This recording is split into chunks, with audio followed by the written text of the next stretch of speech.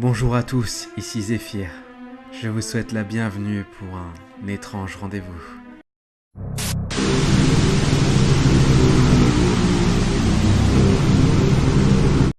Je ne sais pas si vous connaissez le Deep Web. C'est le web qui contient toutes les pages non indexées par les moteurs de recherche. Mon explication est simple, mais y accéder est beaucoup plus complexe. Ces pages sont peut-être introuvables sur Google, mais il est possible de chercher des informations dessus si vous le souhaitez.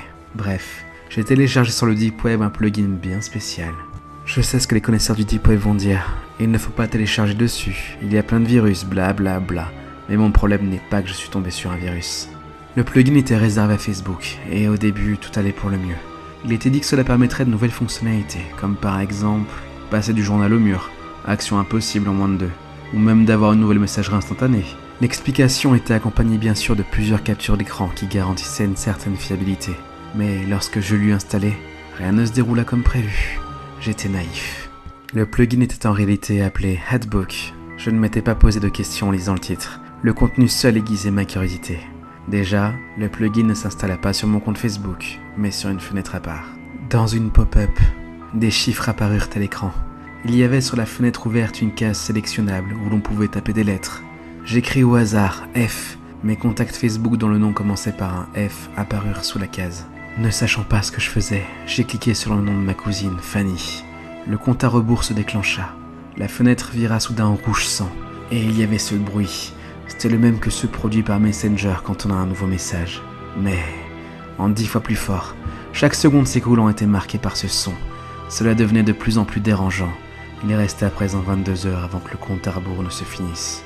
En descendant mon curseur sur la fenêtre, je vis un message accompagné de 2 boutons. Oui et non. Vous venez de lancer un défi à Adbook. Le rendre plus complexe? Curieux et excité, j'ai répondu oui.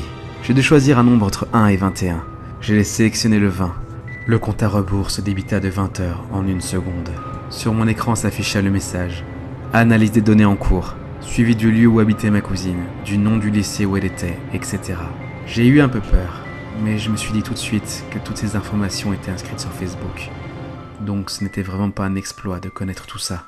J'ai eu la présence d'esprit d'aller voir le mur de Fanny. Un statut récemment publié via son mobile indiquait qu'elle se trouvait dans un restaurant très connu dans sa ville, et qu'elle adorait y manger. 9 personnes avaient liké ça. J'en fis de même.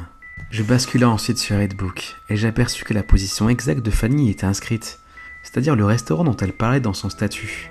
Une carte est apparue. C'était le plan de la ville de Fanny. 2 gros points rouges étaient visibles. Un qui bougeait et l'autre qui restait statique à l'endroit du restaurant.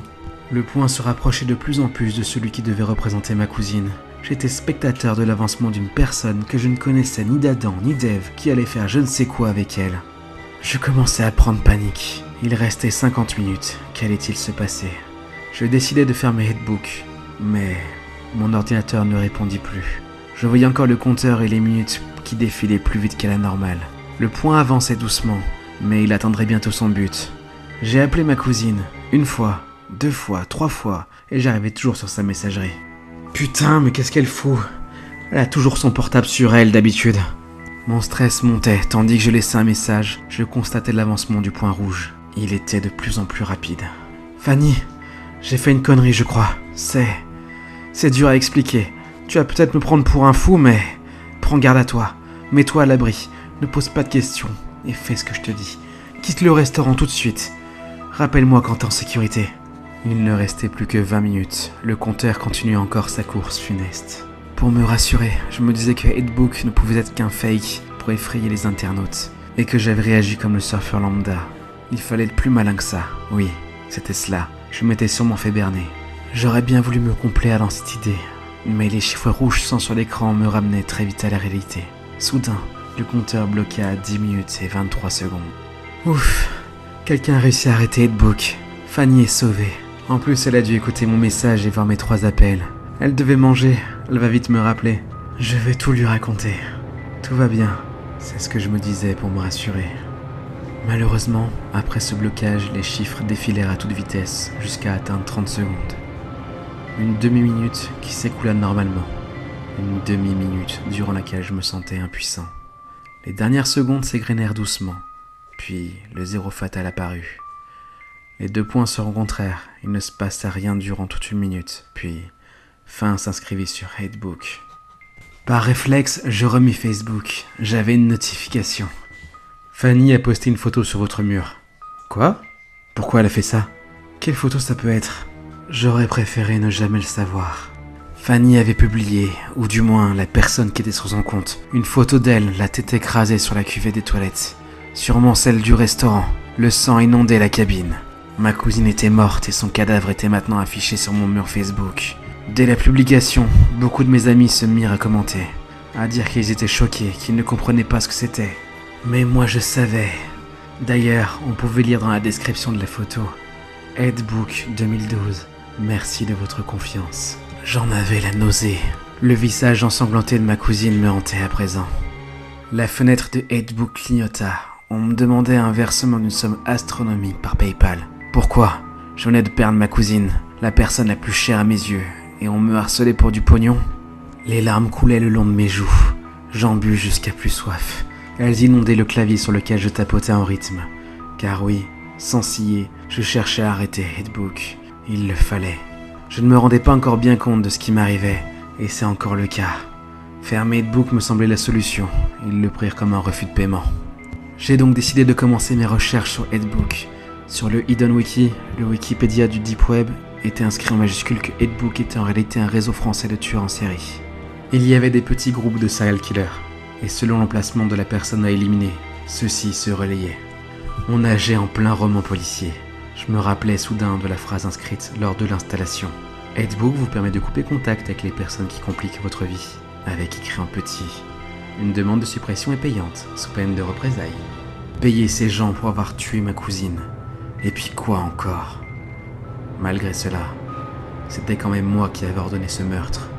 Une nouvelle fenêtre s'ouvrit. Le compte à rebours. J'avais refusé de payer. J'allais devoir, sans mauvais jeu de mots, en payer le prix.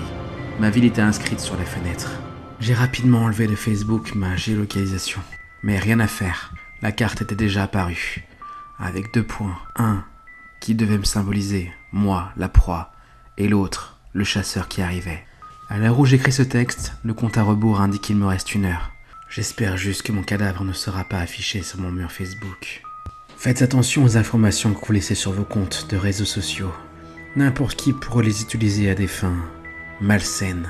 Et surtout, n'installez jamais Hatebook, le mur de Fanny devenu un musée des horreurs. Le tueur continue encore de poster des photos de son cadavre. Si Hatebook ne me retrouve pas, je ferai tout pour fermer le compte de ma cousine, afin qu'elle garde une certaine dignité.